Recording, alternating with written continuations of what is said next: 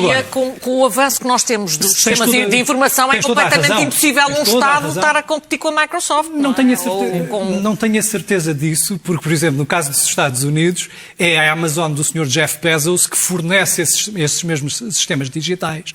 E, aliás, uma polémica muito intensa sobre um documentário de Melania Trump, que foi pago precisamente pelo Sr. Jeff Bezos, e há muitas suspeitas sobre estas trocas. Sim, porque estamos sempre a lidar tipo com dados, não é? O que eu estou a dizer é que o Gabinete Nacional de Segurança...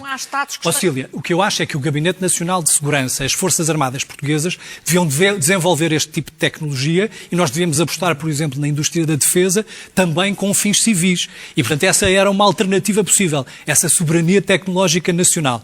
O que eu acho estranho é, este governo faz sempre, criticava muito os PowerPoints do governo anterior, mas está sempre a fazer conferências de imprensa com PowerPoints, dizer que vai resolver o problema. Em dezembro, depois de suspenderem, disseram assim, vamos aumentar em 30% o número de equipamentos que fazem este controle. Vamos aumentar o número de agentes da PSP e, se necessário, guardas da GNR para fazer este controle.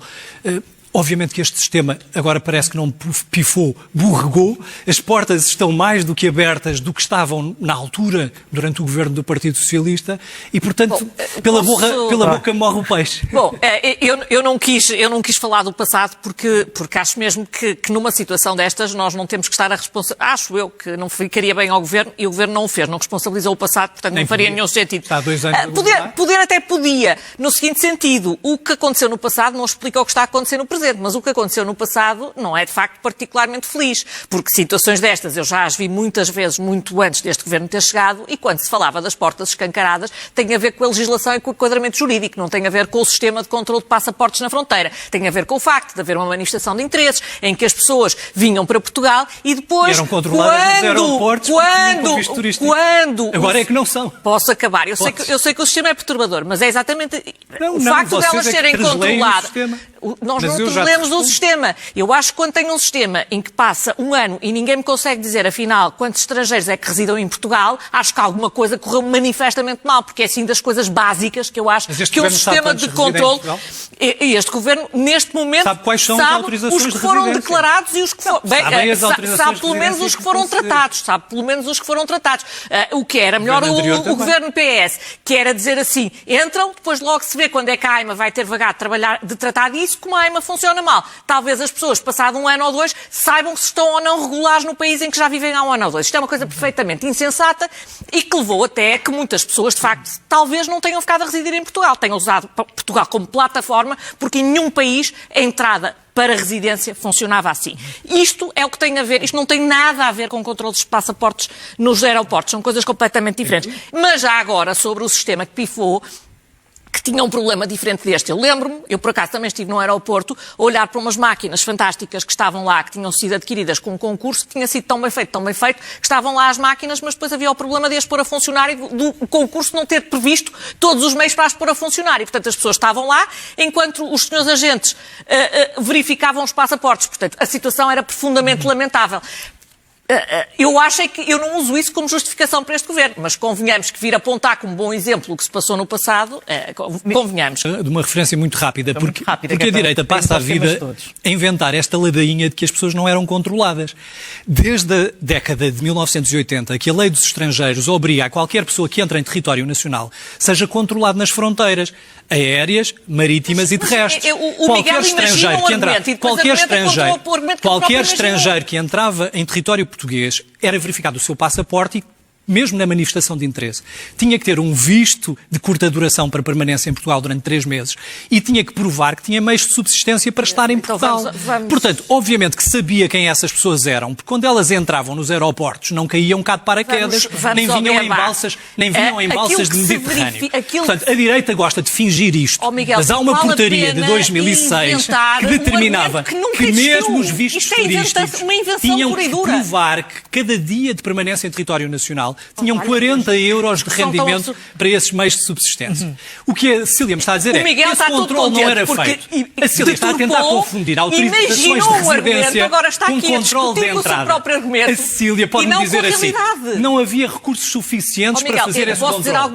Não havia, porque desde Durão Barroso, que a Ministra das Finanças, Manuela Ferreira Leite, determinou que por cada funcionário público que saísse da administração pública só podia entrar um. E depois o Governo Passos Coelho decidiu também fazer uma sangria ou vou continuar a ouvir esta lenga-lenga. Isto é uma discussão do Miguel Prata Roque, com uma direita que ele imaginou e criou. A vossa direita que passa a vida então inteira a mentir. Eu não sei quem são os vossa.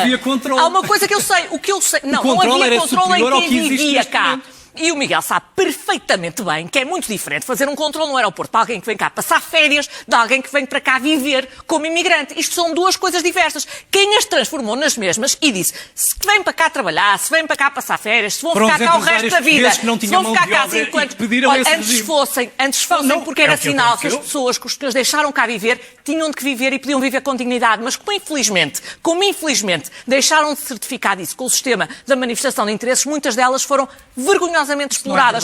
Porque a manifestação de interesse tinham que estar inscritas na Segurança Social. Não se sabe porque tinham as pessoas... que prestar contribuições para a Segurança Social. E tinham que fazer prova de meios de subsistência. Isso que só era verificado. O senhor não acha vergonhoso deixar mais de meio milhão de dependências? Os atuais imigrantes que entram agora são controlados pelo atual governo. Não acha isso vergonhoso?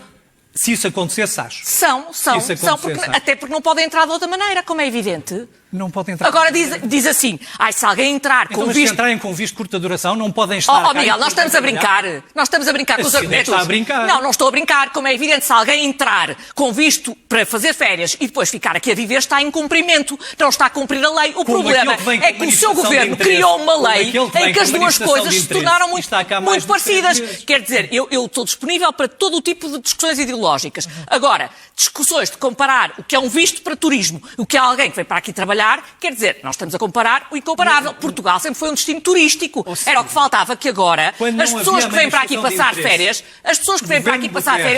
olha, então explique-me uma coisa. Então explique-me uma coisa. Então vamos entender agora aqui uma coisa. Então explique-me lá. Como é que explica 1 milhão de pessoas a mais em 2 ou 3 anos? Como é que explica isso? Como é que explica? Como é que explica?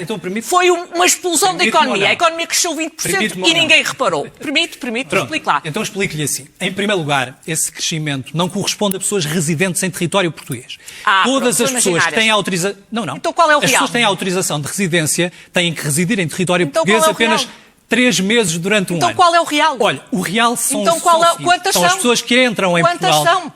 Quantas são? Miguel não é capaz de responder. Não tem esse número, porque o descontrole era tal que o senhor não tem esse número. Nem o atual governo português que está há 2 anos em funções. Eu acho extraordinário. Vocês continuam a dizer que há 1.400 estrangeiros a residir em Portugal quando se trata de autorizações de residência e não de residentes. Porque os vistos gold têm autorização de residência e não estão cá. Os cidadãos brasileiros que adquirem casa em Portugal têm autorização de residência e não estão cá.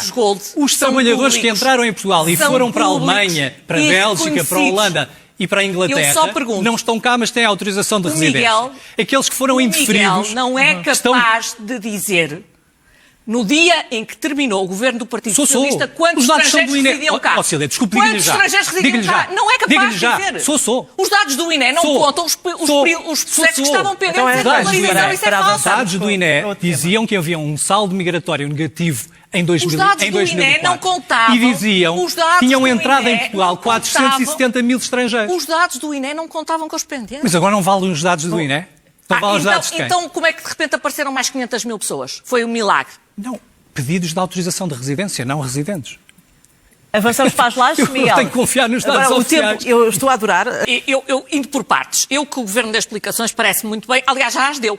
Ainda antes de ir ao Parlamento, mas já disse que estava disponível na quarta-feira. Não sei se o Parlamento estará disponível. Disse que também tinha dado outro tipo de explicações ao próprio secretário-geral do Partido Socialista. Não sabemos se é verdade ou não, porque ele sobre esse assunto não fala. Vamos lá por partes. Há 2 coisas diferentes aqui. E isto que eu estou a dizer já foi explicado pelo Ministro. Eu hoje dei-me ao trabalho de ver a audição do Ministro. Uma coisa é o acordo bilateral que existe de utilização da base das lajes, e sim, a base das lajes é utilizada.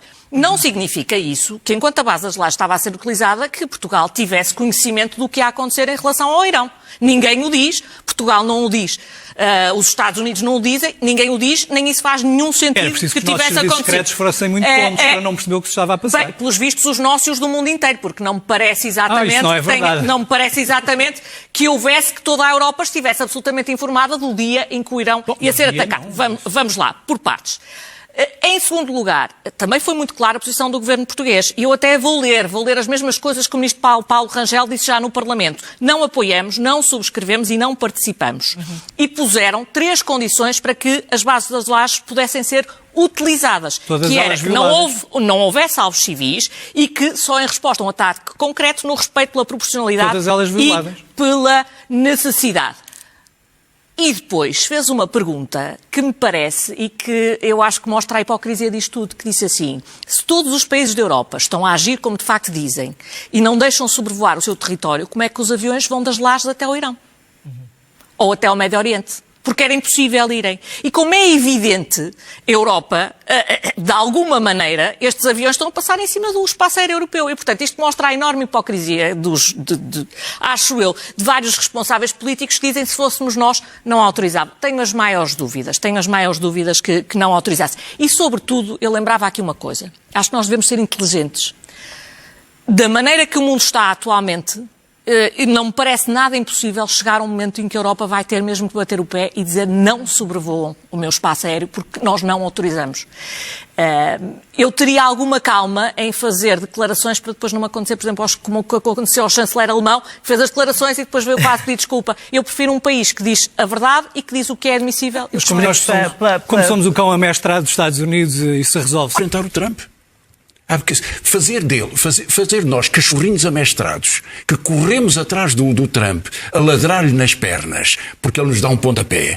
Eu acho que o Partido Socialista deve ter visto o Chega, veem o Chega e dizem o Chega tem sucesso, portanto vamos ter assim uma espécie de Chega, só que com convicções ao Nós contrário. dizemos aqui que os portugueses têm um país de 900 anos de história sentem. É o cão amestrado. O que os portugueses sentem, o que os portugueses mostraram nas últimas eleições é que cada vez se sentem mais longe do Partido Socialista. Essa condição foi ridícula. Paulo Rangel disse assim, e por se fazer só política rasca, eu não acho que os portugueses se sintam mais representados, essa acho que se condição sentem menos representados. ridiculariza o Estado português. Eu sugeria algum respeito pela história, até do próprio Partido Socialista. O governo português, mas só para terminar, o governo português disse isso. Só autorizo se estes mesmos meios aéreos forem apenas meios de transporte de combustível. Miguel, uma pessoa quer debater a sério ou quer dizer o governo importa-se, faz de Portugal um cão amestrado. São duas coisas diferentes. Ou se quer debater a sério ou se quer debater isso. É de facto um cão amestrado. Se entra nesse tipo de linguagem, é que fixa uma condição e depois dessa condição ser violada, não faz nenhuma declaração diplomática, não chama ao embaixador dos Estados Unidos para que preste contas relativamente à violação dessa condição. Eu acho que os embaixadores não têm muita tendência para discutir cães amestrados e acho que o mundo, aos gritos, a discutir cães amestrados e as maiores humilhações da história e esse tipo de léxico, a única coisa que consegue é guerras como esta, que ninguém sabe exatamente porque é que começaram, ninguém sabe como vai acabar. Sabemos uma coisa, que todos pagamos a gasolina mais cara. O que é que o nosso governo ganhou com essa posição? Olha, eu francamente vou responder ao nível do cão amestrado. Olhe para o mapa e perceba, olhe para o mapa, para a posição de Portugal, para a posição, por exemplo, dos países de leste e para a posição dos Estados Unidos, eu acho que não é preciso mais do que esse desenho para se perceber qual é a importância da ligação. Temos que guardar aqui alguns temas. Os Estados Unidos depende mais de nós do ponto de vista desse mapa do que nós dependemos dos Estados Unidos. Também, francamente, enquanto a Europa não assumir essa posição de liderança, obviamente que os Estados Unidos continuará a fazer o que está a fazer. E são os governos, como o governo português, que permitem que Donald Trump continue a fazer isto.